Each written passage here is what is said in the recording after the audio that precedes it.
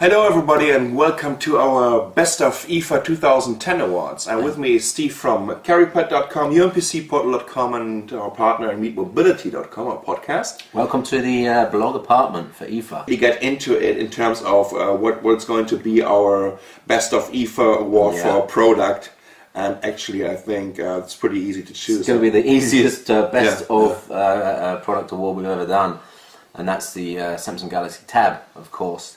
That doesn't mean to say it's going to be a big seller, but for us it's been probably the most complete tablet product, apart from of course the Pad and maybe the Dell Streak that we've seen. So at the show, definitely as a new device, definitely the best one. Yeah, actually I would even say it's pretty much the first little Android tablet around there, because actually, that's funny, thanks mate, actually you finally getting the same look and feel that you were expecting to get, because you were used to this performance and usability of an iPad.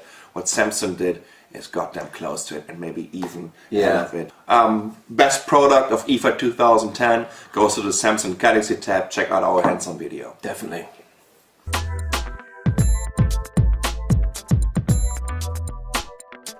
I finally got my hands on the Galaxy Tab from Samsung, and we would like to do a little kind of performance benchmarking with this Need for Speed Shift application. Here we go. That looks pretty good. That looks nice. That looks very nice.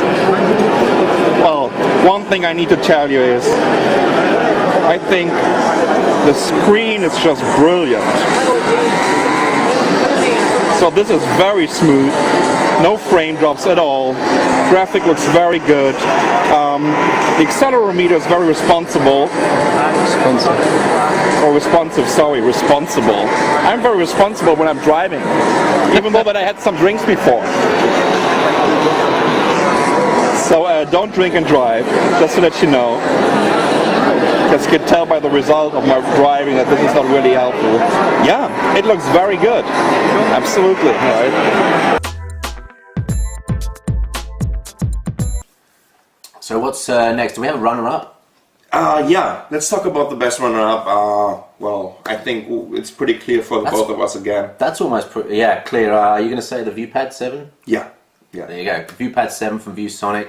Another complete 7-inch, funny it's another 7-inch Android tablet, and we're not 7-inch Android tablet fanboys much, but this is another complete, and this is important. I think there are only 3 really complete Android tablets out there. There's the Dell Streak, there's the Galaxy Tab, and there's the ViewSonic ViewPad, because it's got the Google Apps, it's got 3G, it's got GPS, it's got everything you expect from an Android smartphone. At a great price point, $399.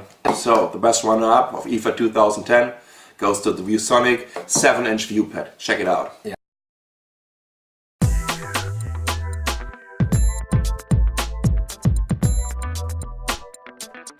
It's a world's first for us. World's first 7-inch Android 2.2 tablet with full phone functionality. So, oh, that's not what I wanted to press. This one. You could, in fact, use it as a very large mobile phone. Thankfully, it has Bluetooth 2.1, so you can not have to hold it next to your ear.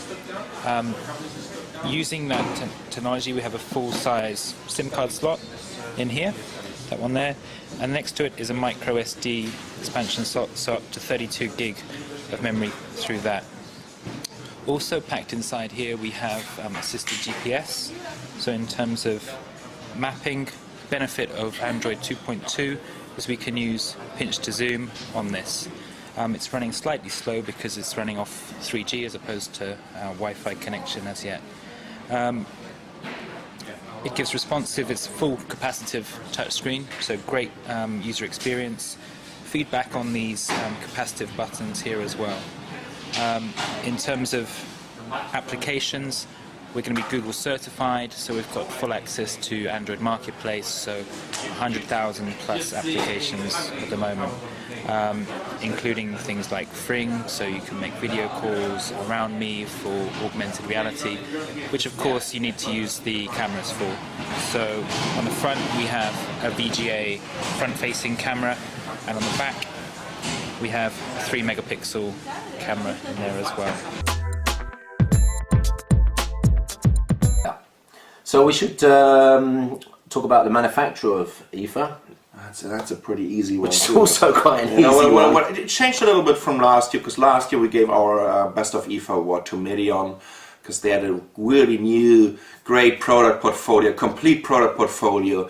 But this year, it's one of the big ones. Yeah. And again, it goes to this South Korean company that occupied the complete hall over here. Hall 20? Hall 20. Unbelievable. You should see the same booth over CES again, because that's what they're mainly doing. It was just fantastic. So anyways, what we're talking about is Samsung. Samsung, they didn't surprise us at all, because we were already expecting some kind of performance from Samsung in terms of product design, build quality, but it's not only about the Galaxy Tab. I think the Galaxy Tab is a fantastic product, but also their netbooks that they were showing off over here.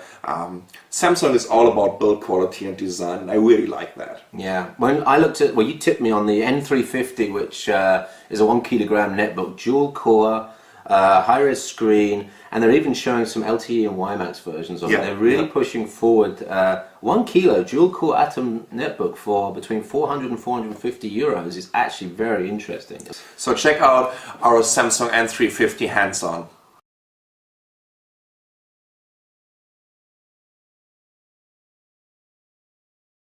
Finally, we're getting our hands on the new Samsung N350, which is supposed to be a dual-core Atom netbook, but it's kind of interesting. This version over here is only running on the Pine Trail N455. That means a single core with 1.66 gigahertz. The difference with this netbook is, first of all, Samsung definitely updated their design compared to, it's kind of interesting to see the N150, because it seems to be a little bit influenced by the N150, which is a low entry-level netbook from Samsung. The N350 also comes with an LTE module. We have a couple of prototypes on the other end of the booth. How about a runner-up manufacturer? I'm looking at my screen here and seeing one manufacturer that I'm not sure if we mention. can. Yeah, well, we definitely need to mention Arcos, but I'm not sure if they're still a runner-up, because Arcos is already around on this market for quite a while. But the product portfolio in terms of tablets, little handhelds, little mobile internet device or PMPs, right, was just impressive, and especially the price point. Even though that some people, would say, okay, a €99 or $99 device, what can you expect from it? Especially when it comes with a resistive screen. But what Arcos did with these devices was just amazing.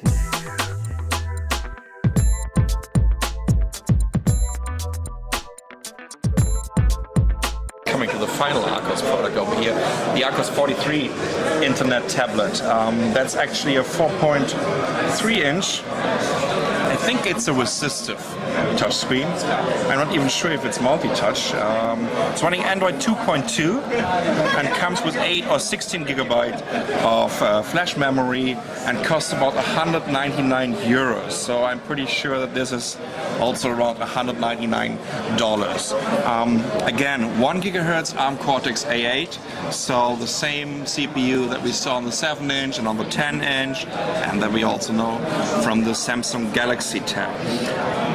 Even though that this is a resistive touchscreen, I think it's very responsive.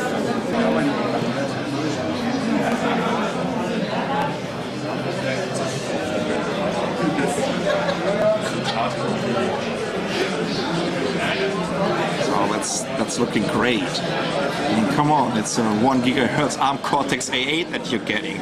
So you shouldn't have any performance lags at all. Very interesting device, the Arcos 43.